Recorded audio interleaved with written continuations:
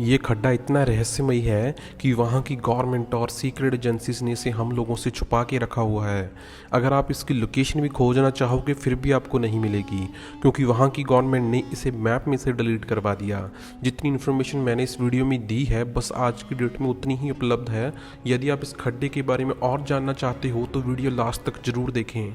एक radio show है जिसका नाम था कोस्ट टू कोस्ट एएम। एक इंटेलिजेंस और मिस्ट्री बेस्ड शो था।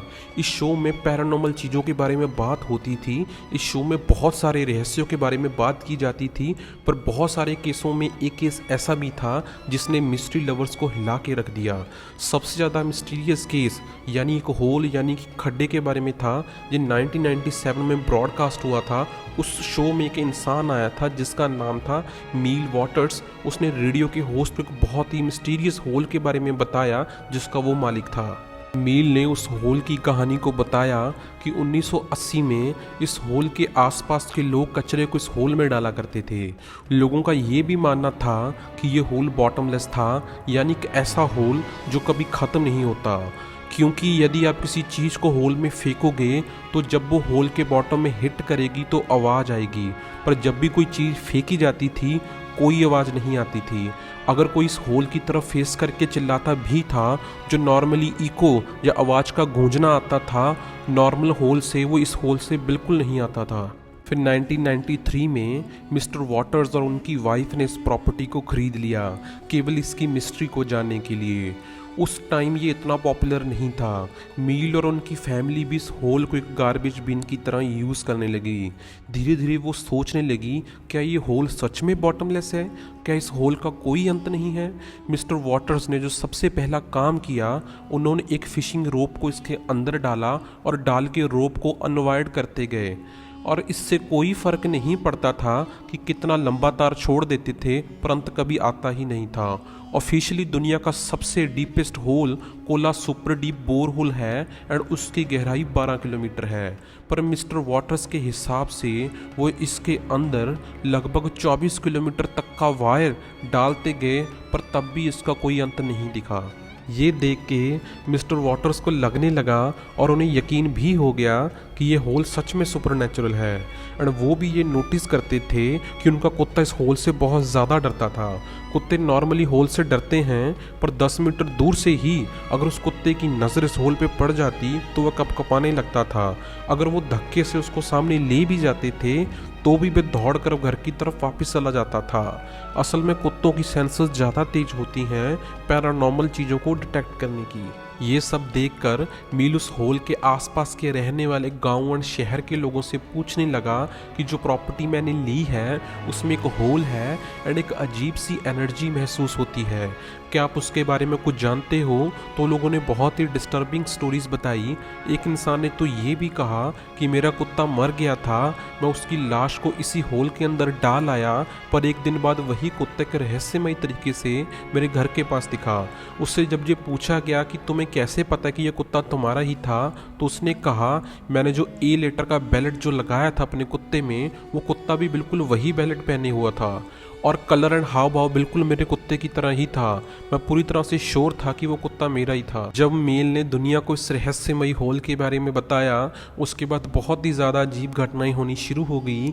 एक सुबह मेल अपने होल के पास गए थोड़ी और रिसर्च करने के लिए, तभी तो काले कोट पहने लोग इनके घर आए और कहा अब तुम इसके पास कभी मत जाना, ये गवर्नमेंट प्रॉपर्टी है। पर मेल ने पूछा मैं क्यों नहीं जा सकता, ये तो मेरी प्रॉपर्टी है। पर उन्होंने फिर मेल को कहा यहाँ होल के पास एक छोटा सा प्लेन क्रैश हुआ है, हम उसी की इंस्पेक्शन कर रहे हैं और इसको घेर रहे हैं ताकि पब्लिक डिस्टर्ब ना हो। उन्होंने कहा कि तुम अपने घर को शिफ्ट कर लो एंड इस होल से दूर चले जाओ और ये ज़मीन हमें दे दो। पर मेल को कहीं ना कहीं इस बात का अंदाज़ा था कि ये होल के लिए यहाँ आए हैं एंड इस खड्डे के बारे में उनको रेडियो शो से ही पता चला है। उन्होंने मेल से कहा कि अगर तुम शिफ्ट करने से मना किया तो हम तुम्हें अरेस्ट कर लेंगे एंड गवर्नमेंट को ये बता देंगे कि तुम अपने घर में कोकीन रखते हो। जो कि वो बिल्कुल नहीं रखता था। ये लोग बस इसे फंसाना चाहते थे एंड इस होल को मेल से दूर लेके जाना चाहते थे।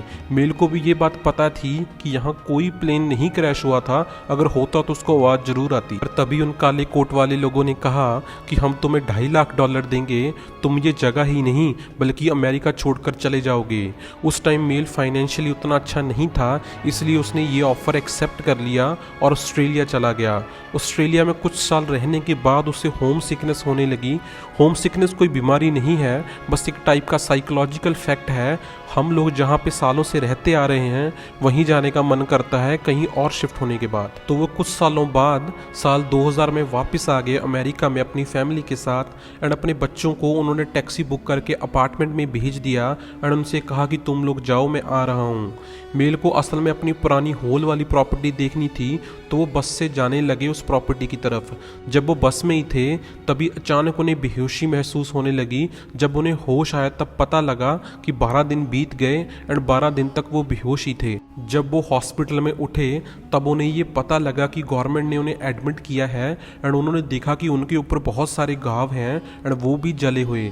यहाँ तक कि डॉक्टर ने हॉस्पिटल में ज़्यादा डिटेल देने से मना कर दिया कि उनके साथ क्या हुआ। उसने हॉस्पिटल से बाहर जाकर तुरंत अपने भतीजे को फ़ोन किया जो पास में ही रहता था एंड सारी कहानी बताई। उसके बाद तुरंत वो अपनी होल वाली प्रॉपर्टी में वापस गया जो हॉस्पिटल से 500 मीटर की दूरी पे ही थी। मील ने देखा कि उसका पुराना घर तो वहाँ है ही नहीं। वहाँ के कर्मचारियों ने बताया कि इस जगह को अब सीज कर दिया गया है, अब ये गवर्नमेंट प्रॉपर्टी है। इस चीज़ को देखकर मील को बहुत ज़्यादा गुस्सा आया और वो बदला लेना चाहता था। उसने फिर coast to coast AM radio को कांटेक्ट किया और सारी कहानी बता दी। और इस शो के होस्ट और मील एक साथ होल के पास वाले गांव के लोगों से पूछने गए तो गांव के लोगों ने बताया कि जितने साल तुम यहाँ नहीं थे यहाँ पर बहुत सारे मिलिट्री हेलीकॉप्टर दिखाई देते थे, उस होल के आसपास काम करते थे बहुत आवाज़ के साथ। उसके बाद उन्होंने ये सारी बातें उस शो के एपिसोड पार्ट 2 में बताई। उसके बाद मील दुनिया भर में ऐसे और होल की तलाश में चले गए एंड दूर के गांव में लकीली उन्हें एक और ऐसा होल मिला एंड होल के पास जाकर उन्होंने सबसे पहले जो काम किया वह है चिल्लाना। उन्होंने चिल्लाया एंड फिर दोबारा उन्हें कोई इको नहीं आया। उनकी प्रॉपर्टी में भी जो होल था वो भी बिल्कुल ऐसा ही था।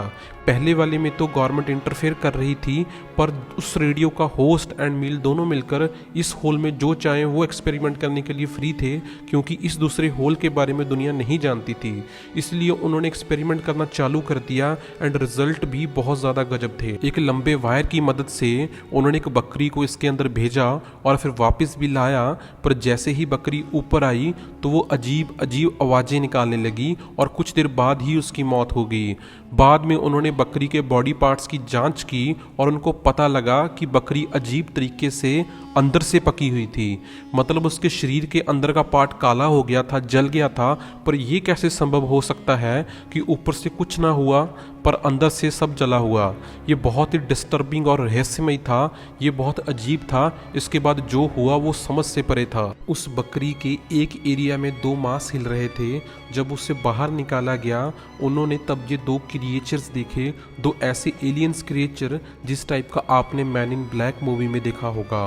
वो 2 क्रिएचर्स जस्ट इन 2 लोगों को देख रहे थे।